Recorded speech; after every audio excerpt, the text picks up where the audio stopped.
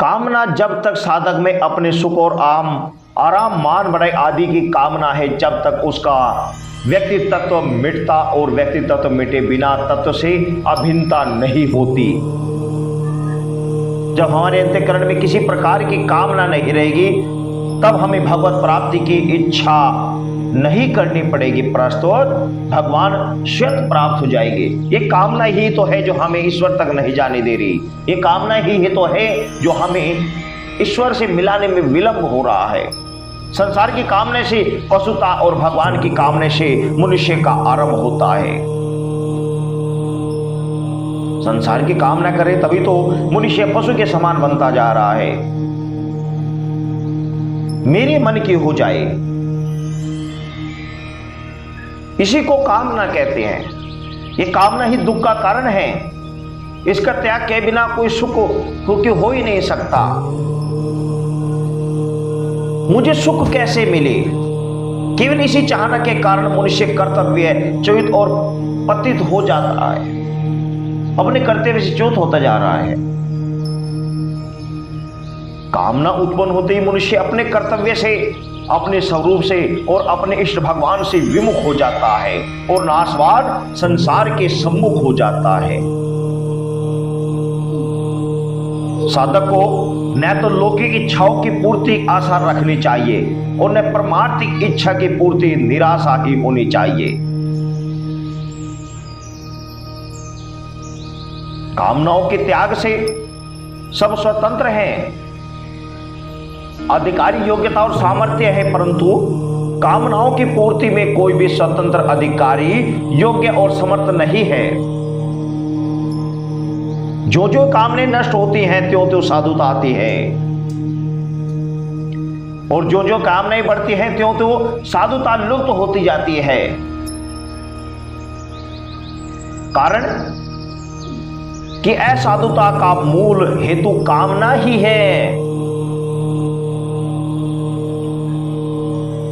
कामना मात्र से कोई भी पदार्थ नहीं मिलता, अगर मिलता भी है तो सदा साथ नहीं रहता। ऐसी बात प्रत्यक्ष होने पर भी पदार्थ की कामना रखना प्रमाद ही है।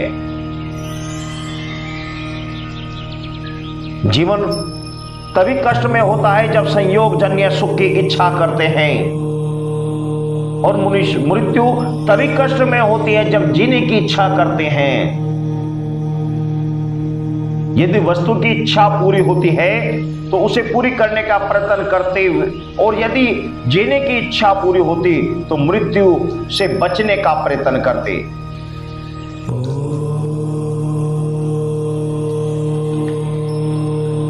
ये कामना ही तो है जो हमें प्रतिक्षण उस ईश्वर से दूर करती जा रही है। प्रतिक्षण हम ईश्वर के साथ रहकर भी ईश्वर से दूर हैं। ये कामना ही तो है।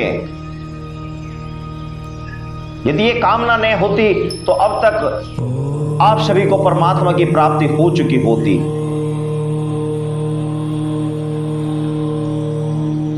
परंतु इच्छा के अनुसार न तो सब वस्तु ही मिलती हैं और न मृत्यु से बचा ही जा सकता है। इच्छा का त्याग करने से सब स्वतंत्र हैं, कोई पराधीन नहीं है, और इच्छा पूर्ति करने में सब पराधीन है, कोई स्वतंत्र नहीं है। सुख की इच्छा, आशा और भोग ये तीनों संपूर्ण दुखों के कारण हैं। नाशवान की चाहना छोड़ने से अविनाशी तत्व की प्राप्ति होती है।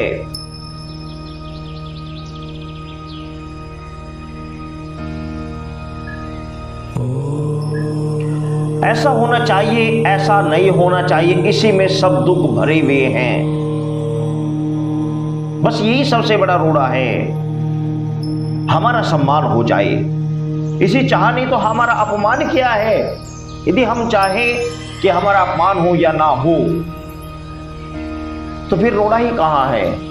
हमारा सम्मान हो, बस ये चाह ही तो अपमान का मूल कारण है। मन में किसी वस्तु की चाह रखना ही दरिद्रता है। लेने की इच्छा वाला सदा दरिद्र ही बना रहता है। नाशवान की इच्छा अंतःकरण की अशुद्धि है। मनुष्य को कर्मों का त्याग नहीं करना, प्रस्तुत कामना का त्याग करना है। कर्म तो करना ही पड़ेगा, चाहे कुछ भी करें, खाएंगे, सोएंगे, ओढ़ेंगे, चलेंगे, फिरेंगे, कर्म तो करना ही पड़ेगा। प्रस्तुत कामना का त्याग करना है, कर्मों का त्याग नहीं। मनुष्य को वस्तु गुलाम नहीं बनाती, उसकी इच्छा उसे गुलाम बना देती है। यदि शांति चाहते हो तो कामना को त्याग कर दो। कुछ भी लेने की इच्छा भयंकर दुख देने वाली है।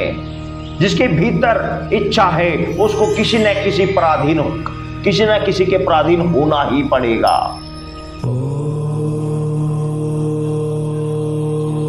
अपने लिए सुख चाहना राक्षसी आसुरी वृत्ति है, ये अच्छी तरह समझ लो। जैसे बिना चाहे सांसारिक दुख मिलता है, ऐसे ही बिना चाहे सुख भी मिलता है। अतः साधक सांसारिक सुख की इच्छा कभी न करे। यदि भगवान को प्राप्त करना है तो संसार के सुख की इच्छा छोड़ दो। भोग और आग्रह की इच्छा सिवाय पाप कराने के और कुछ नहीं आती। अतः इस इच्छा का त्याग कर देना चाहिए। अपने लिए भोग और संग्रह की इच्छा करने से मनुष्य पशुओं से भी नीचे गिर जाता है, तथा इसकी इच्छा का त्याग करने से देवताओं से भी ऊंचा उठ जाता है। जो वस्तु हमारी है वह हमें अवश्य मिलेगी, इसका कोई दूसरा नहीं ले जा सकता। अतः आप कामना न करके अपने कर्तव्य का पालन करना चाहिए। जो हमारी है वो तो हमें मिलेगी ही, कामना करने से क्या होगा, उसे कोई दूसरा थोड़ी ले जाएगा। जो हमारी है वो एक दिन हमें आकर अवश्य मिल जाएगी।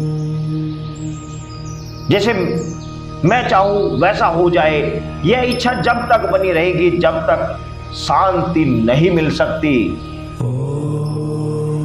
मनुष्य समझदार होकर भी उत्पत्ति विनाशील वस्तुओं को चाहता है, यह आश्चर्य की बात है, घोर आश्चर्य की बात है।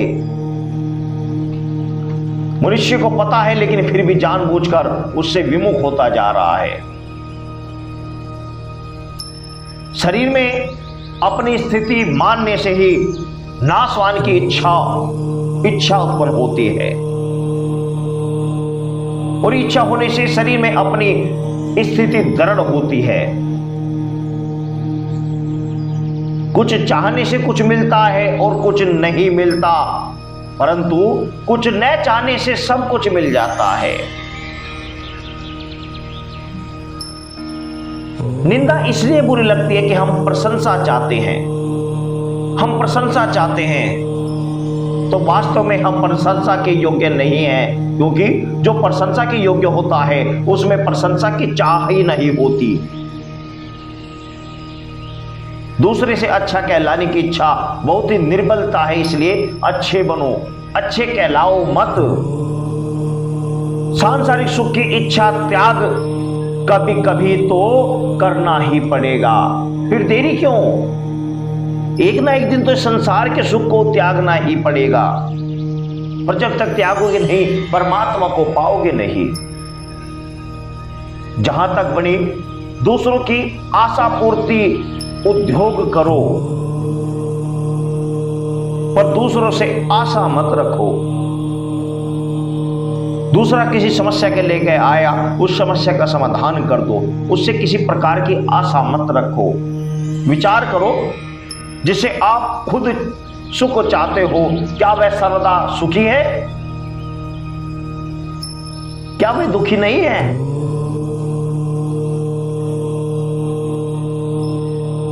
दूसरा दुखी व्यक्ति आपको सुखी कैसे बना सकता है?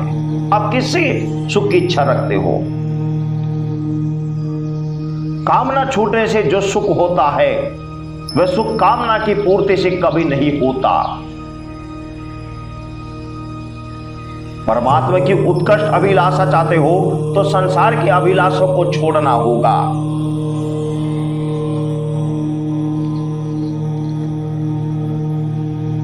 जो बदलने वाले इस संसार की इच्छा रखता है, उसे सुख लेता है, वह भी बदलता रहता है, अर्थात अनेक योनि में जन्मता मरता रहता है। जिसको हम सदा के लिए अपने पास नहीं रख सकते, उसकी इच्छा करने से और उसको पाने से भी क्या लाभ है? कामना के कारण ही कमी है। कामना से रहित होने पर कोई कमी की बाकी नहीं रहती। कामना का सर्वदा त्याग कर दे तो आवश्यक वस्तुएं स्वयं ही प्राप्त होंगी, क्योंकि वस्तुएं निष्काम पुरुष के पास आने के लिए ललायित रहती हैं। जो अपने सुख के लिए वस्तुओं की इच्छा करता है, उसको वस्तुओं के अभाव का दुख भोगना ही पड़ता है। जिसके भीतर कोई भी इच्छा नहीं होती, उसकी आवश्यकताओं की पूर्ति प्रकृति स्वयं कर देती है। जो सदा हमारे साथ नहीं रहेगा और हम सदा जिसके साथ नहीं रहेंगे, उसको प्राप्त करने की इच्छा करना अथवा उससे सुख लेना मूर्खता है, पतन का कारण है। इस बात को अच्छी तरीके से समझ लो। सुख की इच्छा से सुख नहीं मिलता, यह नियम है। चाहे साधु बनो चाहे ग्रस्त बनो, जब तक कामना कुछ पाने की इच्छा रहेगी तब तक शांति नहीं मिल सकती। अगर शांति चाहते हो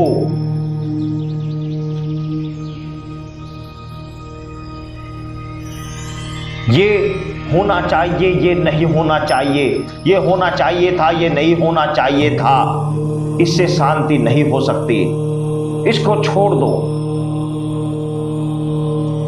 जो भगवान चाहे वही होगा, उनको जो स्वीकार होगा वही होगा। कामना पूर्वक किया गया सब कार्य असत है, उसका फल नाशवान है। कुछ भी चाहना गुलामी है और कुछ नहीं चाहना आजादी है। वस्तु के न मिलने से हम अभागे नहीं, प्रस्तुत भगवान के अंश होकर भी हम नाशवान वस्तु की इच्छा करते, यही हमारा अभागापन है। सुख की इच्छा से ही द्वेष होता है और सुख की इच्छा न हो तो द्वेष होगा ही नहीं।